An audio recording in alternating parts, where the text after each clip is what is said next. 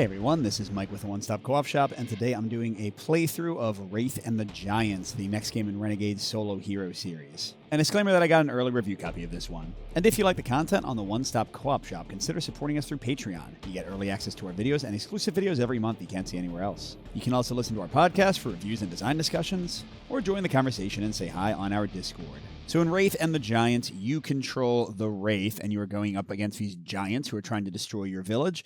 This is, as you can guess, heavily inspired by the Shadow of the Colossus video game, which means it's also pretty similar to Leviathan Wilds. It was one of my favorite games from last year, although this one is just solo, and at least for my plays so far, I would say it's faster and more straightforward than Leviathan Wilds. Although I'll say the character design reminds me more of something like Princess Mononoke than Shadow of the Colossus. What's going to happen in the game is you'll take a player turn where you'll play 2 cards to move around the giant and attack them. And then with this row of 5 cards, they'll activate the leftmost card to try to attack you if you're in the indicated region.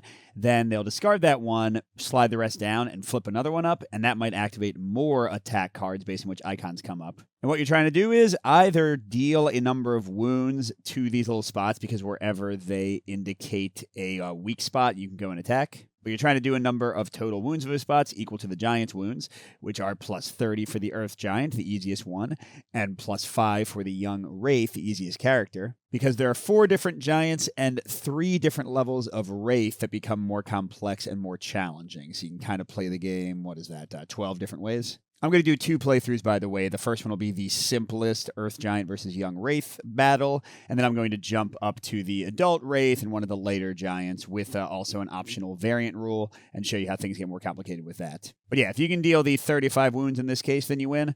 Also, each of the cards has a wound value, and you put the wounds right on the card. And if you can fully deplete or fully damage one of the cards, then it gets flipped and becomes a scar. And if you can do 3 scars to the giant, then you win a little bit early. And then you've got your own Wraith limit. If you take that much damage, you lose. If so many cards come out of your deck that you can't draw at the end of your turn to a full hand of 5, then you lose. And also, if all of the giant cards are depleted, and you would have to draw another one because you're drawing 1 each turn, then you lose because the giant has reached your city and destroys it. So those are the basics. I'll explain the actual kind of rules of play as we go. Now, just to note, you randomly remove 5 of the giant cards after shuffling, so you never use all of them. You start out down underneath the giant, and this rage card starts the token down off of the track on the bottom, and I start with 5 cards in my hand. So let's get to my turn first. So on each turn, I'm going to play 1 card to my first action row and 1 card to my second. They have to go in that order. Cards will have 1 or 2 actions on them. When they have 2 actions, you get to resolve one and then the other, but you have to finish resolving one before you can do the other. And then cards also have these icons on the left, and many of the actions in the game are based on how many icons are in the row being played.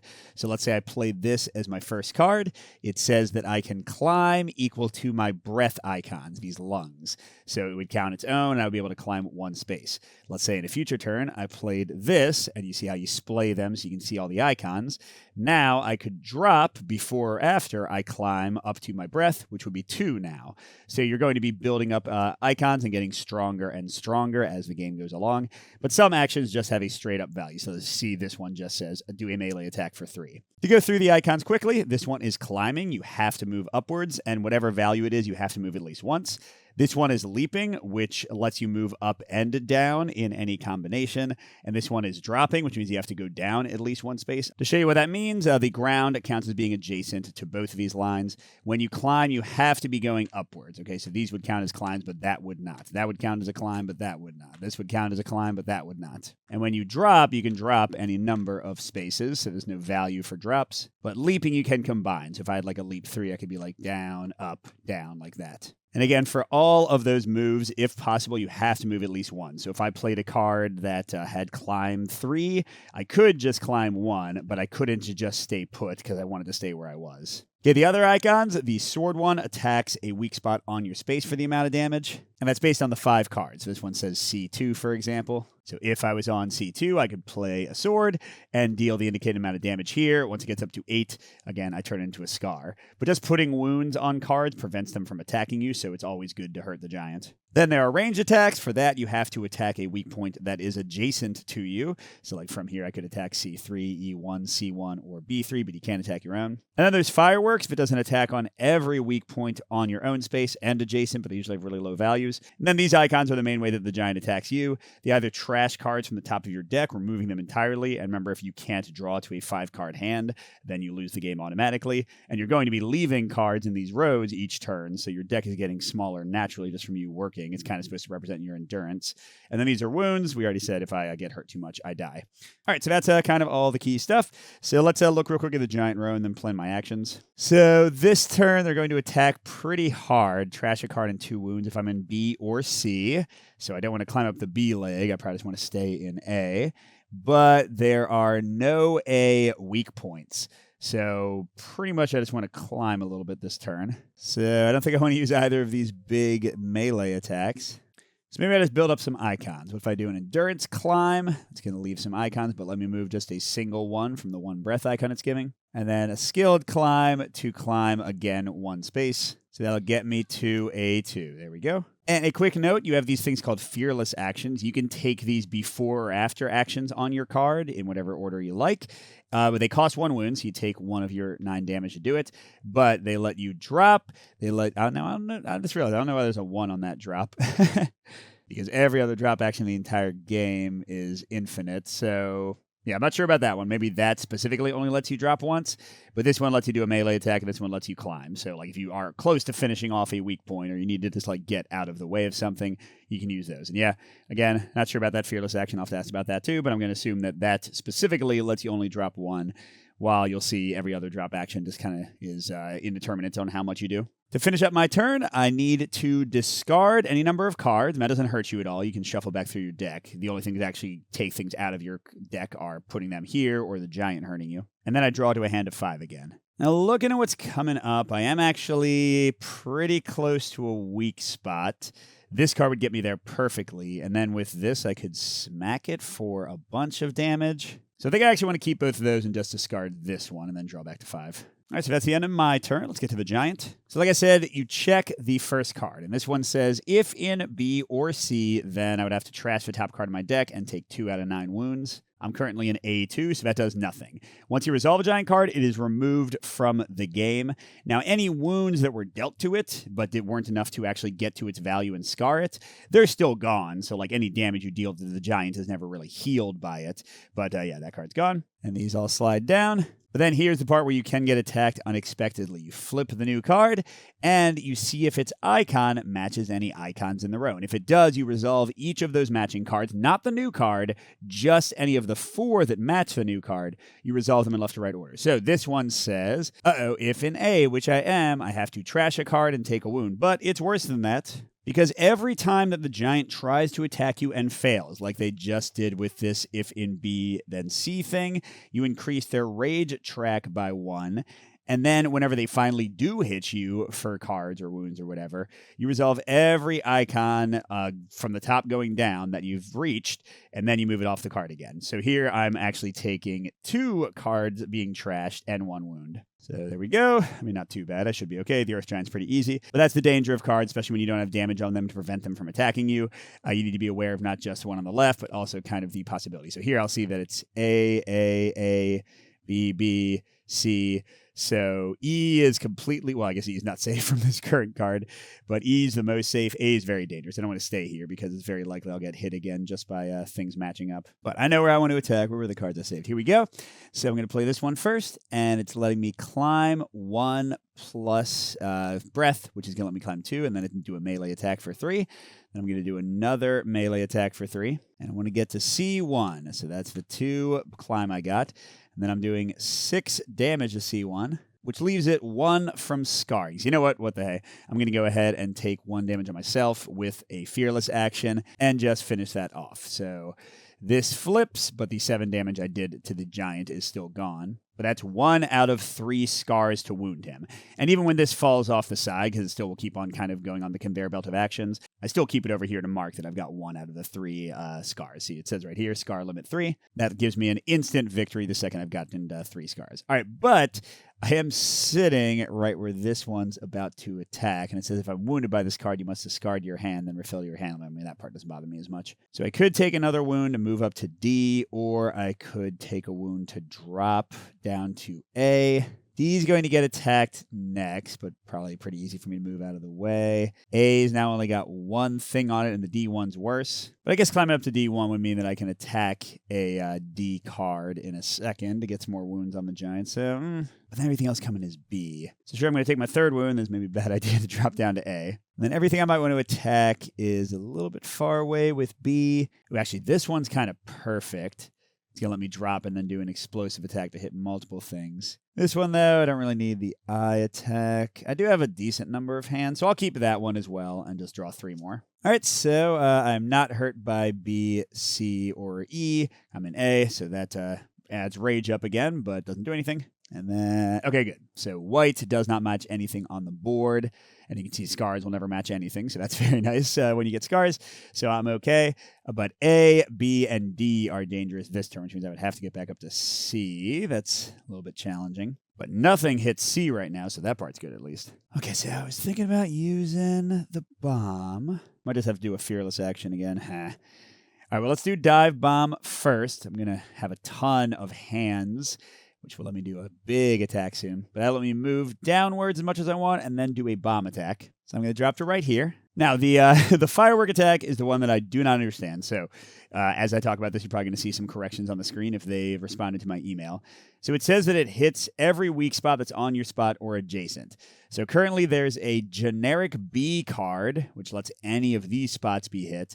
And then there's a specifically B2 card. So the question is, do I do like a damage to B3 and a damage to B2? Or do I do a damage to every card that's involved? I'm not quite sure what the intent was, but I'm just going to do a damage to each card that is adjacent to or on my spot, and not like multiple damage to the B, even though I'm fireworking 2 different B spots. Might have that right, might not. I still don't really quite understand what the intent there was. Okay, and then I could do skilled swing, but I'm kind of wasting it because that's hands, and that would do like 5 damage if I put it up there. Or I could just do quick shot on the B2. I like that better. I'm going to do this because I like to use the ones that have like set values early, and it's got doubling up of lungs. So I'm doing a 2 range attack. So shooting right there. So that's now going to have 3 damage on it. So I should be able to scar that pretty quickly. And then, maybe not the best idea, but I'm going to take a wound to jump up and avoid the ABD attack. Although this is going to make him more angry and make it worse when he hits me later. And I'm killing myself with these wounds. But that's how it goes. All right, so the scar scoots over. That'll be the one resolved next turn. And we got another white. So if I'm in E, remember this one does not resolve itself. It just resolves the other ones. If I'm in E, I would take that. Well, 4 wounds. But that just ticks rage up again because they could not resolve that attack. Oh, wait. I forgot to do all this stuff. Well, I want to keep my 2 super attack cards and see what else I get. Oh man, this one is too perfect. Yeah, this is great. Falling Blade, I'm going to play that. So I move my camera up a little bit so you can see the whole thing. So I can move down any number of spaces and then attack for 5 with my hands.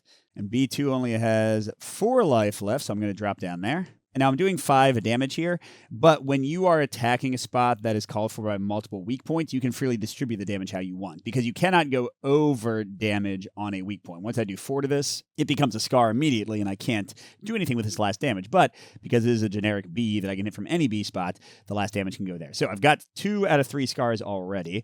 The game tends to go pretty quickly, I've found, with these early giants. And I should be able to murder this last B pretty easily.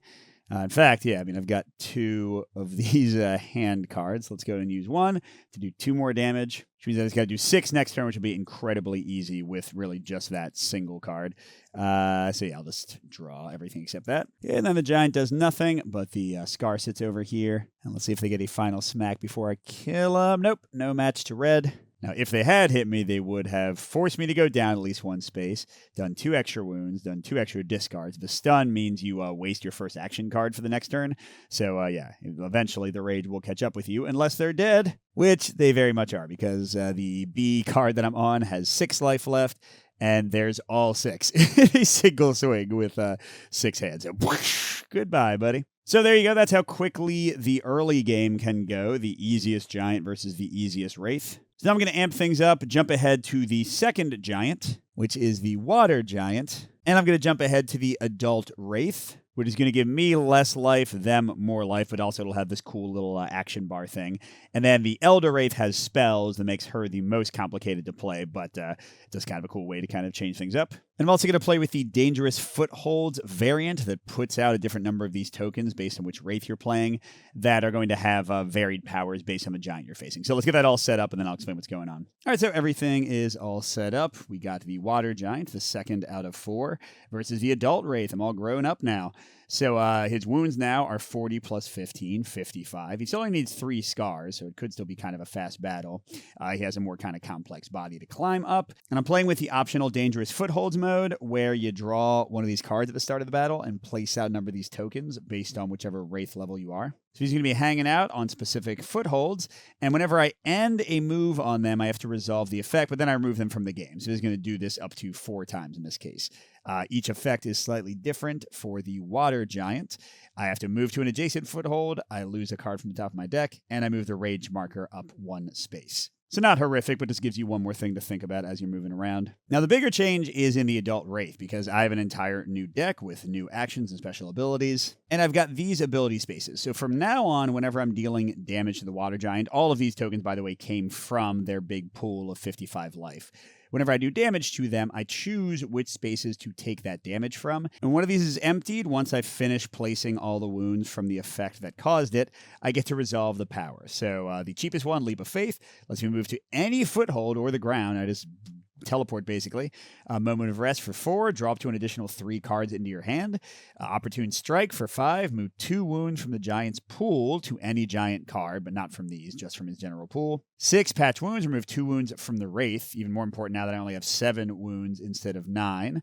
And Force Back, the best one this round, the first Giant card does not attack, and a new Giant card isn't drawn. You just basically skip the entire Giant turn. And after you finish resolving it, then you refill it from the Giant's pool if possible. Although if you've hurt the Giants so much, like let's say I did this one, that they only have 2 life left in their pool, then you just put 2 here and it becomes a lot faster to resolve it. Now, if there's nothing left in the Giant's pool, you leave no wounds here and you can't resolve it at all. So you can't just like do it infinitely because there's 0 on it.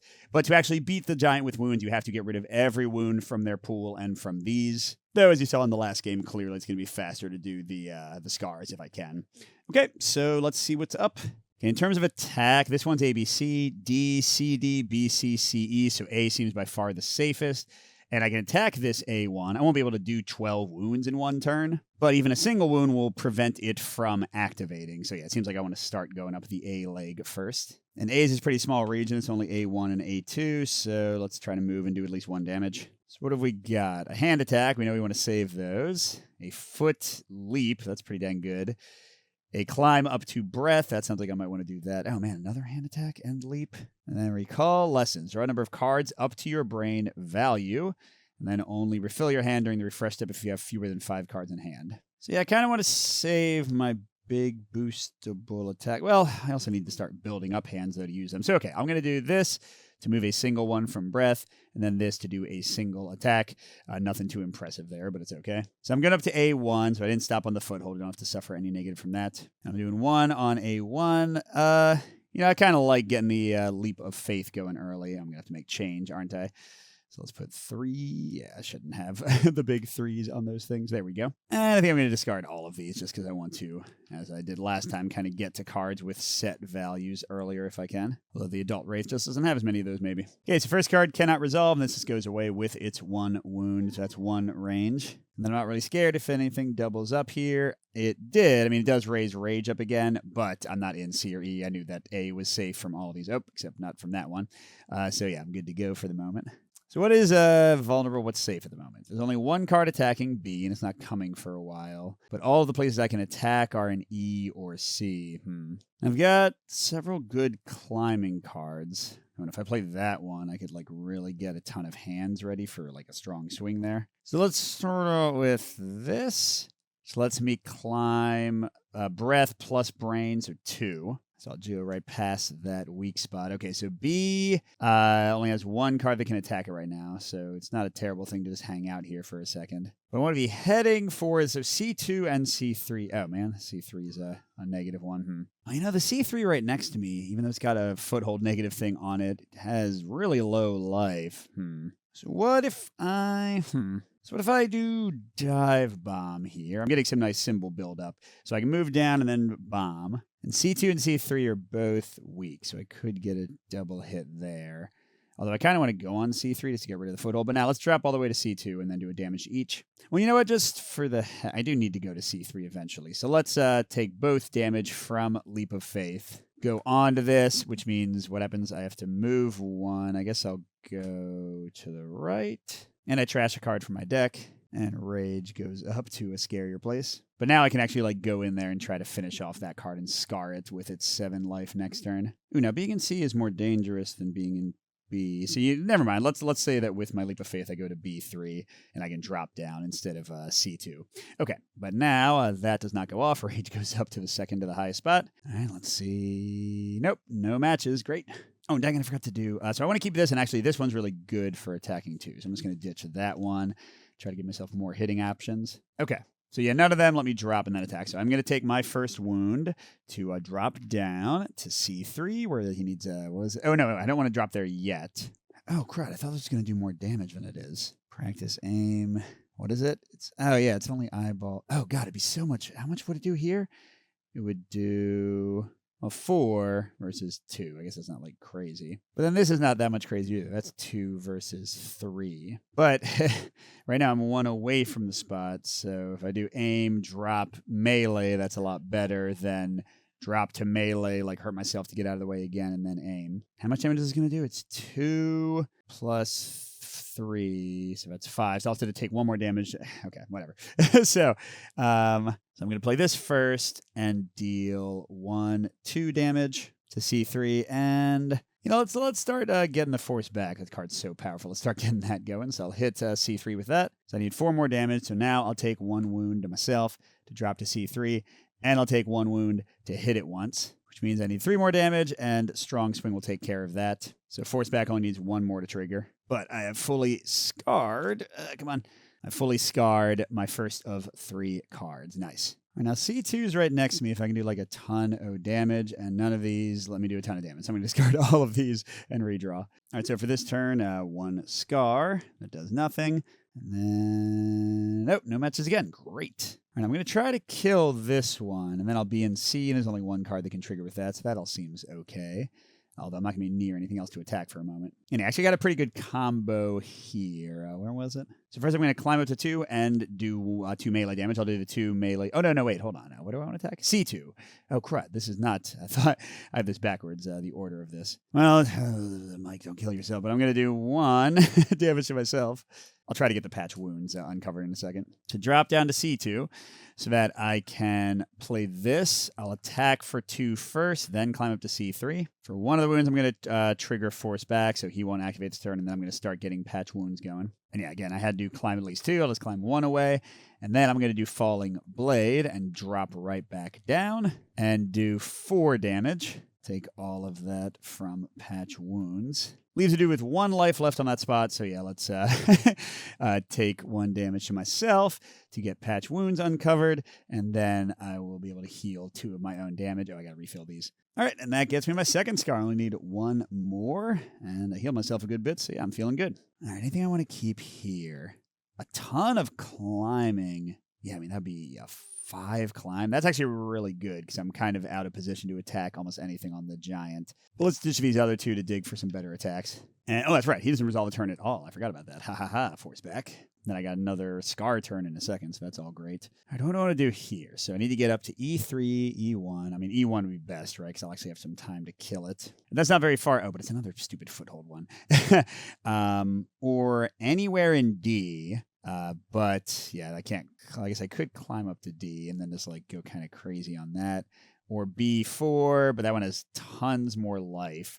So yeah, I think I really want to go to E1. That's definitely the best spot. So that's 3 spaces away. I know that the skilled climb I saved. Oh, this one Hide. Move a number of cards equal to your brain value from the giant row to the bottom of the giant deck. Remove their wound tokens from the game. Now, this is weird because it doesn't say to redraw for them, which would mean that you would have fewer cards in the row for the rest of the game. That's fewer times they can attack you, but way fewer options for you to attack them. I feel like they meant for you to redraw back up to 5 at some point, but yeah, I don't know what. Sorry. This is when you play an early version or an early copy of a game, and it's hard to say. So I'll try to remember to ask them about hide too. But yeah, I can't skilled shot anything from where I am. Now, you can play a card face down if you don't like its effect. It lets you heal 1 wound, and then you draw a replacement card, but it also doesn't put any icons on the thing, so it's, not great. But here it actually, I really don't like this hide one. So sure, I guess, I could build up icons, right? I could just play this to do nothing, but that gets me a lot more breath and eye here to maybe do a really good range attack. So sure, I'll do that. Then I'm going to do skilled climb, which has let me move up to 5 up. I'm going to go 1, 2, 3. Uh-oh. I get splashed by some water. The rage thing is at max. Great. And I can go up to E2 or down to B3. Neither of which is ideal, because look, 1, 2, 3 cards attack E. And, I guess only 2 cards attack B, so I'll drop down to B3.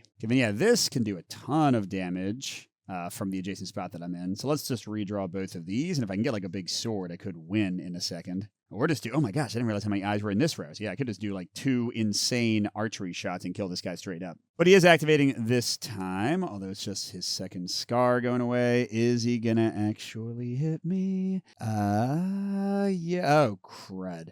I got lucky. I got very lucky. Look, this one and this one activate, but it's C or E or A or God. Thank God I didn't go into E. I would have got my butt kicked. But this just stays at max rage. But he did miss me. Oh wait, when revealed, discard 1 card from your hand that provides an eye symbol when played. Okay. Oh man, that's both my. Oh no. Okay, I have 3 great range attacks. So I guess let's get rid of the one that. Well, do I want to move up? I'm going to win this turn, I think. So sure, it shouldn't matter. And yeah, like I said, this should be another easy kill because I'm going to do skilled shot for 4 damage. And then Seeking Shot for 4 damage on E1, which more than kills him, and that's all she wrote. So, just murdering giants left and right. Now, the Air Giant and the Fire Giant have scar limits of 4. Things do get tougher with the Elder Wraith. But yeah, I have found that so far the game tends to end maybe a little more quickly than I expect it to. So I'll keep on playing and have a review in a few weeks here. And again, I'll try to get answers to the questions that came up in the video. But that's Wraith and the Giant, a true solo Leviathan Wild-ish, Shadow of the Colossus-ish experience. Hope you enjoyed watching, everybody. And a special thank you to our biggest Patreon supporters, J. William F., Pedro Lucas, Nick Skeen, Miles, Wayne Scott, and Steve Wren. We'll see you at the next stop.